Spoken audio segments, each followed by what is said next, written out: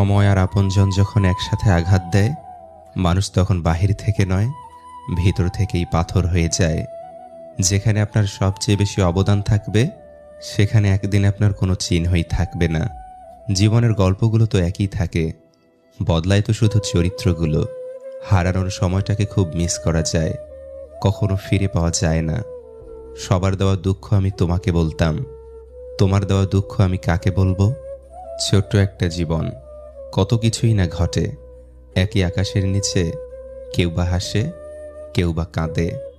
ধৈর্য ধরা শিখলাম, মানিয়ে নেওয়া শিখলাম, নিজেকে সান্ত্বনা দেওয়া শিখলাম।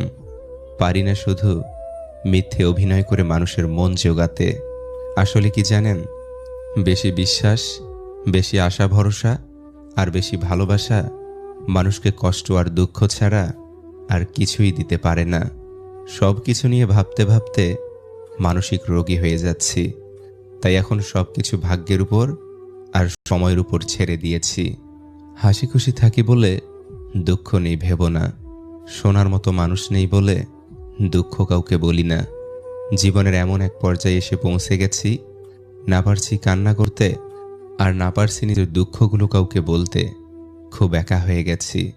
যদি আয়নায় মানুষের মুখ দেখা না গিয়ে তার চরিত্রকে দেখা যেত, তাহলে সব মানুষ তার মুখ সুন্দর না করে তার চরিত্রকে সুন্দর করার প্রতিযোগিতা করত। মানুষ তো কত কিছুই বলে, কে কি বলল সেটা না ভেবে তুমি তোমার সৎ ইচ্ছে আর স্বপ্ন পূরণের জন্য যা করা দরকার তাই করো। সফলতা দিয়ে তাদের কথার জবাব দাও।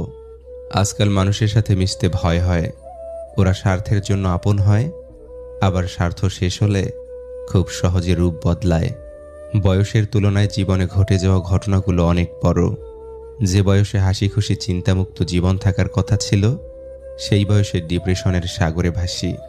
নিজের কষ্টের কথা কাউকে না বুঝিয়ে নীরবে যন্ত্রণা ফলাও ভালো। হাসতে হাসতে যেই মানুষগুলো অন্য মানুষকে অপমান করে, ছোট করে, তাদের থেকে নিজেকে দূরে রাখুন। এমন মানুষ নিয়ে জীবনে চলার চেয়ে একা থাকা হাজার গুণ ভালো।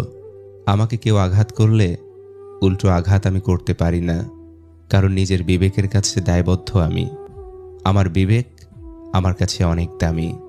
মধ্যবিত্ত পরিবারের মানুষগুলোই ধরনীর আসল রূপ দেখতে পায়। জীবন তোমাকে অনেক কম দুশ্চিন্তা দেবে যদি তুমি জীবন থেকে কম প্রত্যাশা করতে পারো। জীবনকে আলো দিতে হলে পিছু তাকানো যাবে না, নিজেকে তৈরি করতে হবে। কেউ যন্ত্রণা দিয়ে চলে গেলেও নিজের পরিস্থিতিকে যেন গুছিয়ে রাখতে পারো। তর্ক করে জয়ী হবার চেয়ে চুপ থেকে হেরে